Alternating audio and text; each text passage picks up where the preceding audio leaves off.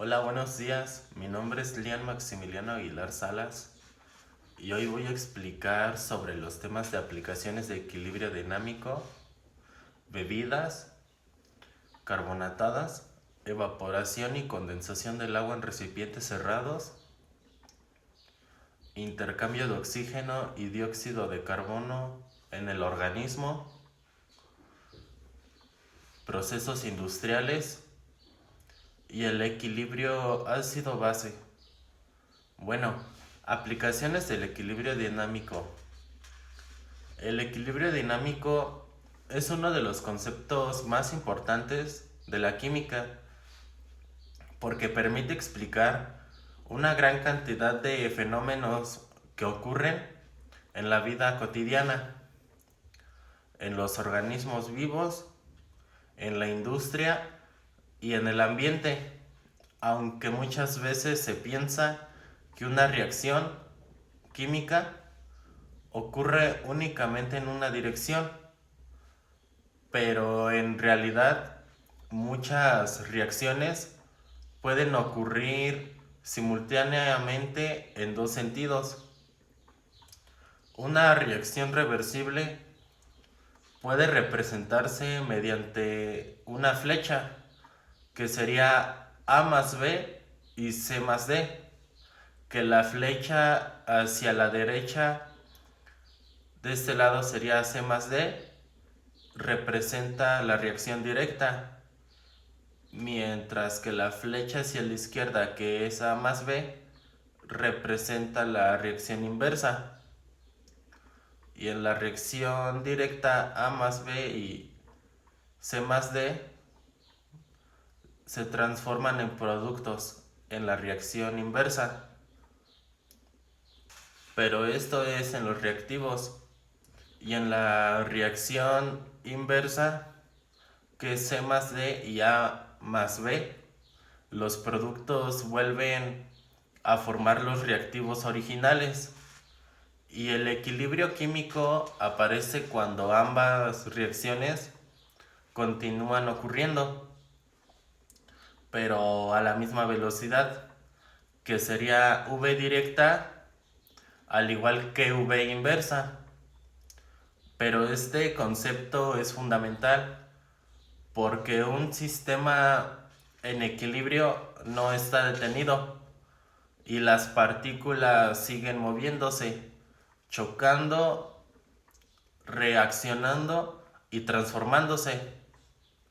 Lo que ocurre en esta es que en promedio la velocidad de transformación en un sentido es igual a la velocidad de transformación. En el sentido contrario, digamos que esa razón se utiliza el término equilibrio dinámico, que la palabra es dinámico, y en esta nos indica que existe actividad constante, también que las moléculas no pertenecen inmovibles y que el sistema parece estable a nivel microscópico, pero a nivel molecular continúan ocurriendo procesos. Y el equilibrio dinámico en, en reacciones reversibles, digamos que una reacción reversible es la que puede ocurrir tanto en dirección directa como en dirección inversa. Por ejemplo, sería H2G más 1, 2G igual a 2HIG, que el hidrógeno y el yodo pueden reaccionar para formar yoduro de hidrógeno, que sería H2 más 1, 1, 2 y 2HI, pero las moléculas de yoduro de hidrógeno también pueden reaccionar entre sí y productos nuevamente como hidrógeno y yodo, 2H, 2HI y H2 más 1 al cuadrado. Al inicio, si se colocan únicamente H2 y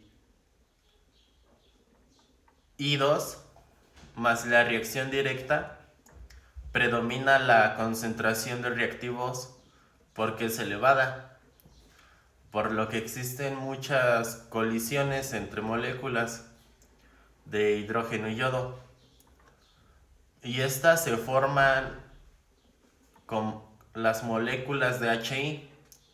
Aumenta también la posibilidad de que ocurra la reacción inversa, que sería V directa, mientras que V menos inversa.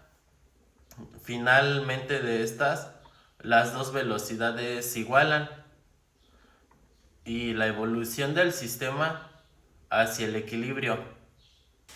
Evolución del sistema hacia el equilibrio. Bueno, imaginemos en un recipiente cerrado que contiene inicialmente y únicamente reactivos, que al comienzo A es alta y B es alta, pero la reacción directa ocurre rápidamente, que al producirse C y D, sus concentraciones aumentan. Digamos que empiezan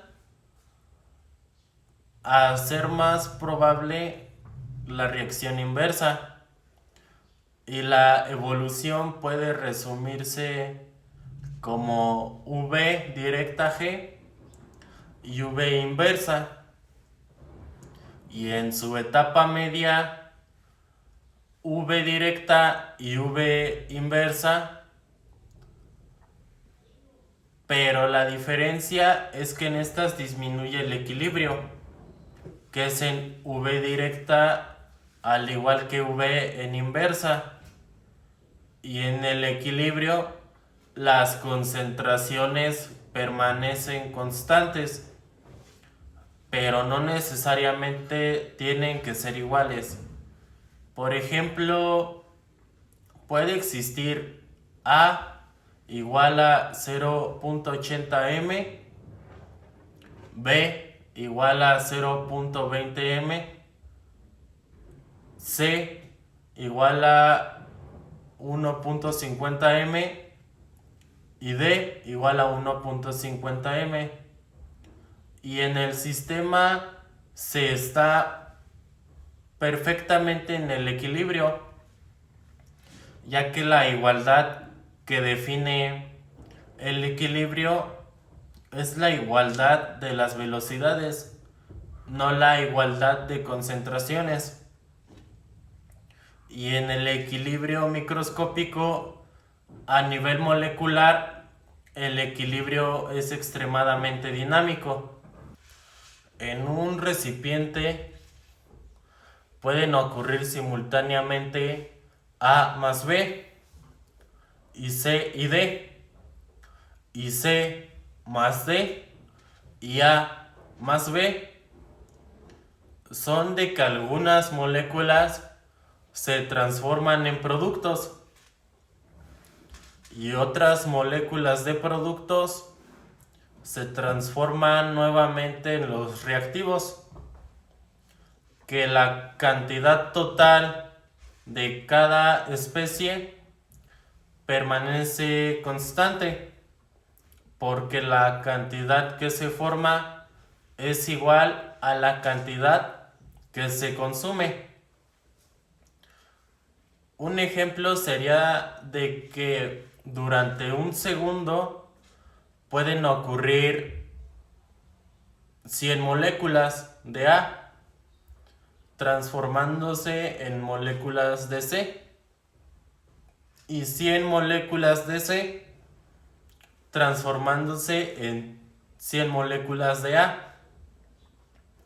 Y el resultado macroscópico es que la concentración de A y C permanece constante.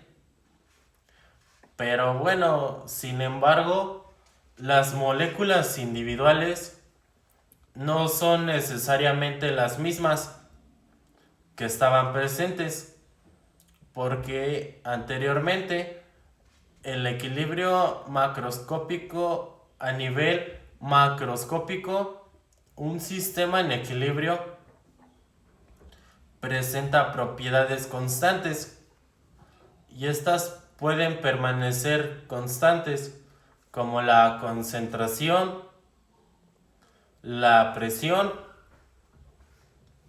la temperatura, el calor, la densidad y la presión de vapor. Y la composición global, digamos que por ejemplo es una botella cerrada llena de agua, y H2O y H2OG es el nivel de líquido que puede permanecer constante, pero las moléculas de agua continúan, digamos que evaporándose, y moléculas de vapor continúan condensándose. Y en su constante de equilibrio, digamos que la constante del equilibrio permite describir cuantitativamente la posición de un equilibrio para la reacción, que sería A más B y C más D. Y la constante de equilibrio se expresa como K en fracción de C y CD más A y B. Y los coeficientes de la ecuación química se convierten en exponentes, que por ejemplo sería N2 más 3H2 y S2 y NH3, que se expresa como K y C en fracción, y NH3 2 y N2 y H2 3, que en su interpretación de la constante de equilibrio SI y KG es que el equilibrio favorece los productos, y eso significa que en equilibrio existe una cantidad relativamente grande de productos, que es SI y KLI, que el equilibrio favorece los reactivos, y eso significa que predominan los reactivos SI como K, y existen cantidades importantes de reactivos y de productos. Bueno, es importante comprender que la constante de equilibrio no indica, digamos que necesariamente, que una reacción ocurra pues rápidamente, ya que una reacción puede tener K y G, pero ser muy lenta, y otra reacción puede ser muy rápida y tener K1. Y la velocidad y la posición del equilibrio son conceptos totalmente diferentes. El principio de Le Chatelier. El principio de Le Chatelier, bueno, establece que cuando un sistema en equilibrio experimenta una modificación externa, el sistema tiende a desplazarse en el sentido que reduce parcialmente el efecto de esa modificación. Eso no significa que el sistema elimine completamente la perturbación. Significa que el sistema responde mediante un nuevo equilibrio. Que el equilibrio puede modificarse mediante cambios de concentración y cambios de presión. Que los cambios de volumen y en cambios de temperatura.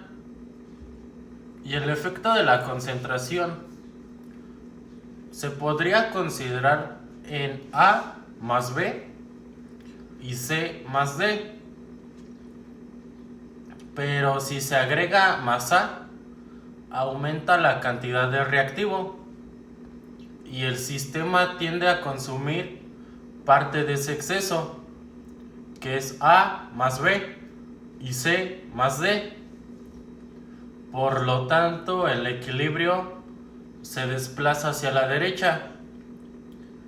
Pero si se agrega C, el sistema tiende a consumir parte del exceso y C más D y A más B, el equilibrio se desplaza hacia la izquierda. Y si se elimina un producto, el sistema tiende a producir más producto. Y si se elimina un reactivo, el sistema tiende a formar más reactivo. Y el efecto de la presión. Bueno, el efecto de la presión afecta principalmente a los equilibrios que involucran gases. Por ejemplo, el N2G más 3H2G y 2NH 3G. Y en el lado izquierdo hay 1 más 3 igual a 4, que son los moles gaseosos. Y en el lado derecho hay 2, que los moles gaseosos, si aumenta la presión, el equilibrio se desplaza hacia el lado que tiene menor cantidad de moléculas gaseosas, que es 4,2. Digamos que por lo tanto se favorece la formación de amoníaco, y si disminuye la presión se favorece el lado con mayor cantidad de moles gaseosos.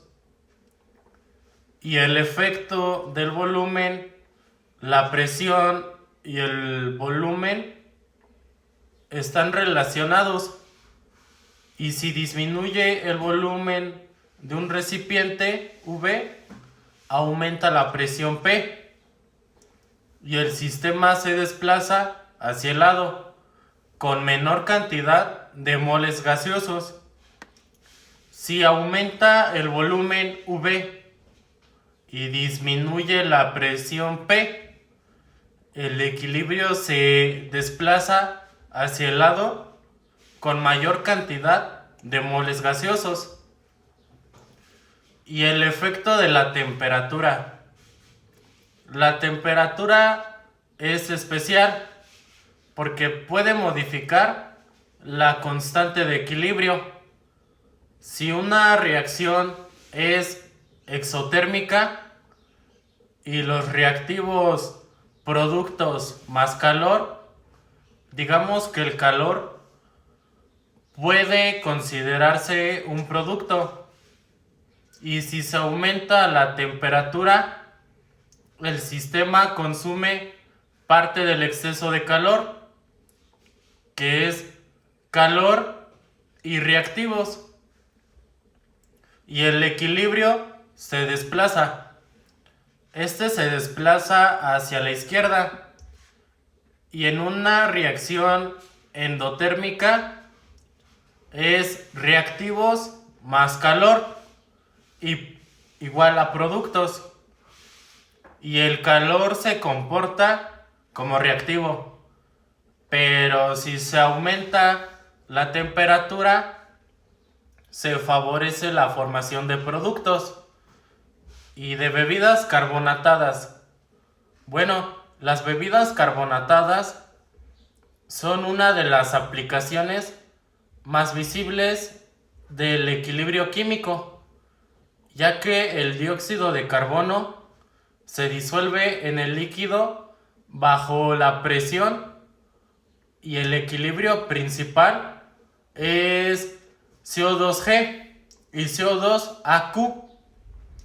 Y cuando una bebida se muestra o se encuentra en un recipiente cerrado, la presión de dióxido de carbono es elevada y esta presión favorece la disolución del gas y el dióxido de carbono puede permanecer en líquido durante largos periodos mientras las condiciones de presión y temperatura se mantengan relativamente constantes. Bueno, en Ley de Henry, la solubilidad de un gas es un líquido que aumenta generalmente con la presión parcial del gas y la relación puede expresarse como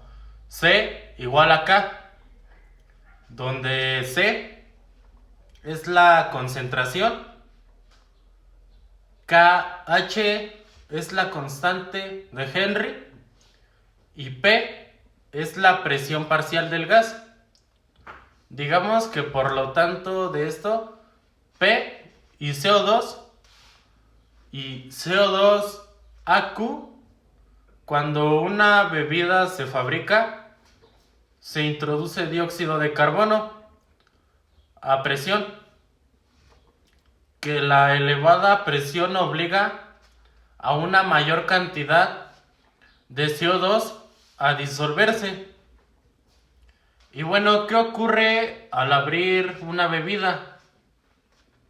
Mientras el recipiente está cerrado, CO2G y CO2AQ, al principio el gas puede escapar y la presión de CO2 sobre la bebida disminuye, pero también existe una cantidad de CO2 disuelto mayor que la que corresponde al nuevo equilibrio que tiene la atmósfera y el sistema responde liberando dióxido de carbono, que es CO2AQ y CO2G, y en esta se forman burbujas, que es el gas, y el gas escapa hacia la atmósfera para que finalmente alcance lo que es un nuevo equilibrio, que es CO2Q, AQ y CO2G, pero con una concentración de CO2 que está disuelto mucho menor. Por eso la bebida pierde su carbonatización. Y el ácido carbónico y bebidas carbonatadas. Bueno, el dióxido de carbono disuelto puede reaccionar con el agua, que es CO2AQ más H20L y H2CO3AQ, se forma ácido carbónico, que este ácido es el que puede ionarse, que es H2CO3 Pons H más HCO3, que el bicarbonato también puede ionarse. Y el HCO3 y H más CO3, 2 menos, digamos que por lo tanto el sistema completo incluye CO2, que H y 2CO3, al igual que H más HCO3 y 2H más CO3, 2 menos, digamos que la presencia de H explica la acidez, que está pues totalmente asociada al dióxido de carbono que está disuelto, pero sí aumenta la concentración del CO2 y del CO2, que pueda aumentar la formación de ácido carbónico, y el pH puede disminuir, y en su efecto de la temperatura en las bebidas es que, bueno, los gases son generalmente más solubles en líquidos que son fríos, y cuando aumenta la temperatura que esté, las moléculas adquieren mayor energía cinética, y el CO2 tiene mayor facilidad para escapar del líquido. Digamos que por lo tanto CO2AQ y CO2G se favorece, ya que es una bebida caliente y esta pierde su gas más rápido que una bebida que esté fría. Y bueno, al enfriar una bebida, las moléculas de CO2 tienen menor energía, que es la energía cinética, y pueden permanecer disueltas con mayor facilidad. Por eso las bebidas carbonatadas suelen conservarse pues en espacios fríos o en un refrigerador para que se mantengan frías. Y su evaporación y condensación del agua. Bueno, aquí el agua participa en lo que es un equilibrio entre fase líquida y la fase gaseosa, que es H21 y H20G, que su evaporación es el proceso de H21 y de H20G, y la condensación es H20G y H21. Y en un recipiente abierto, digamos que el vapor puede escapar continuamente, y en un recipiente cerrado el vapor se acumula. Digamos que a medida que aumenta la concentración de vapor, que es H20G, aumenta también la frecuencia, que es de la condensación. Y bueno, V, que es evaporación, y V, que es condensación, de N es la explicación molecular de la evaporación, ya que las moléculas de agua no poseen toda la misma energía. Algunas tienen más energía cinética que otras, y las moléculas que se encuentren en la superficie y posean su suficiente energía pueden superar las fuerzas intermoleculares, y estas moléculas escapan, y por eso es que H21 y H20G es porque la evaporación puede ocurrir a cualquier temperatura.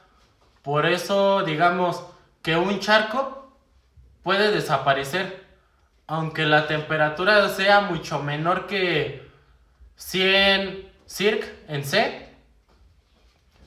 Es que su explicación molecular de la condensación es que las moléculas de vapor se desplazan por el espacio, por todo el espacio. Cuando pierden energía, pueden ser atraídas por moléculas de agua líquida. Entonces regresan a la fase líquida, y la condensación aumenta cuando disminuye la temperatura, y aumenta la concentración del vapor, pero se reduce el espacio que esté disponible, y también el aire alcanza la saturación. Y bajo la presión de vapor, bueno, bajo la presión de vapor es la presión ejercida por un vapor cuando se encuentra en equilibrio con su fase líquida, para el agua, que es H20 y H20G, y la presión del vapor aumenta con la temperatura.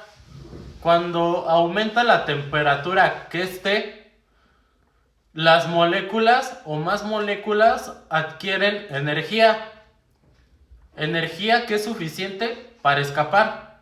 Digamos que por lo tanto P, que es la presión, y es la presión de vapor, es una propiedad que está relacionada con la volatilidad,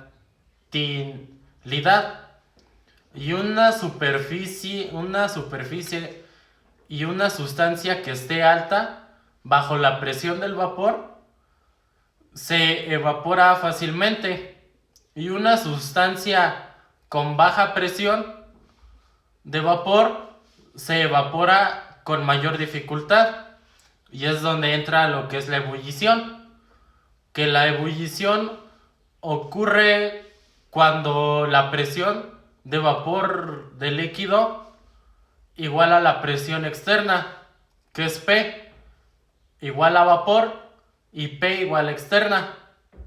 Entonces digamos que cuando esto ocurre, se pueden formar las burbujas de vapor en el interior de lo que es el líquido, y el punto de ebullición también depende de la presión externa que esté a nivel del mar.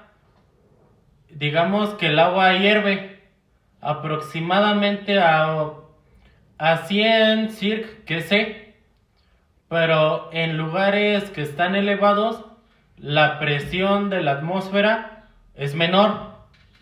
Entonces se podría decir que por lo tanto el agua puede hervir a una temperatura menor en una olla, en lo que sería la olla de presión, y la presión aumenta, y esto nos da como consecuencia que el agua necesita una temperatura mayor para hervirse. Y el ciclo del agua y el equilibrio. Bueno, el ciclo del agua es una aplicación natural de varios cambios de la fase. El agua y de océanos, lagos y de sus ríos. Bueno, de esta se evapora, ya que el H20 y el H20G hace que el vapor ascienda y pueda enfriarse, y al disminuir la temperatura ocurre condensación, que es H20G y H21, y de estas se forman gotas de agua y nubes, y hace que posteriormente el agua pueda regresar a la superficie mediante la precipitación, y todo el ciclo de esta depende de equilibrios entre distintos tipos de fase. Y en el intercambio del oxígeno en el organismo, el oxígeno atmosférico entra al organismo mediante la respiración, ya que es el aire. Y este es el aire que llega a los pulmones y alcanza las estructuras microscópicas, que son llamadas alvéolos. Y los alvéolos tienen paredes muy delgadas y se encuentran rodeadas de capilares sanguíneos, y el intercambio de gases de estas ocurre por difusión, y el oxígeno se desplaza desde una región donde su presión parcial es mayor hacia otra donde es menor.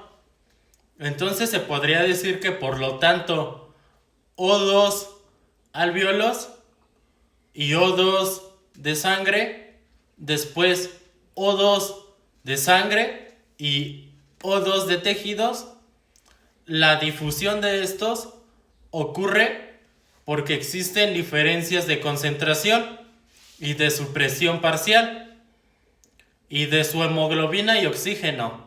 Bueno, el oxígeno no se transforma lo que es únicamente disuelto en el plasma y la mayor parte se une a la hemoglobina, que es la que llevamos en el cuerpo. Y su reacción es significativamente porque es Hb más O2 cons y HbO2 y la oxihemoglobina puede transportar oxígeno en lo que son los pulmones y la presión parcial de oxígeno es relativamente elevada, ya que en esta el equilibrio favorece HbO2 en lo que son los tejidos y la presión parcial de oxígeno es menor, ya que el equilibrio se desplaza y HbO2 y Hb más O2 es que el oxígeno es liberado y su reversibilidad de esta unión es fundamental para la vida. Pero si la unión fuera irreversible, la hemoglobina no podría liberar el oxígeno. Pero si la unión fuera demasiado débil, no podría transportar suficiente oxígeno. Y el equilibrio de esto es que proporciona lo que es una solución intermedia. Y su efecto del metabolismo. Las células producen energía mediante reacciones metabólicas y una representación general es que la glucosa más O2 y CO2 más H20 más la energía es que los tejidos con mayor actividad metabólica consumen más oxígeno y estas producen por lo tanto lo que es más dióxido, el dióxido de carbono. También llegan a generar más calor y pueden producir más protones, que estas condiciones favorecen la liberación del oxígeno desde la hemoglobina y el sistema responde de forma automática a las necesidades de los tejidos y del transporte del dióxido de carbono. El dióxido de carbono producido por las células debe ser transportado hacia los pulmones y de estas una parte se disuelve directamente en la sangre y CO2 y CO2AQ es otra parte, ya que esta se une a base de las proteínas y la mayor parte participa en el sistema bicarbonato, que es CO2 más H20, Harpons y H2CO3 después de H2CO3, Pons H más HCO3, que es el bicarbonato, puede transportarse en la sangre, en los pulmones, y en esta la reacción ocurre en sentido inverso, que es H y HCO3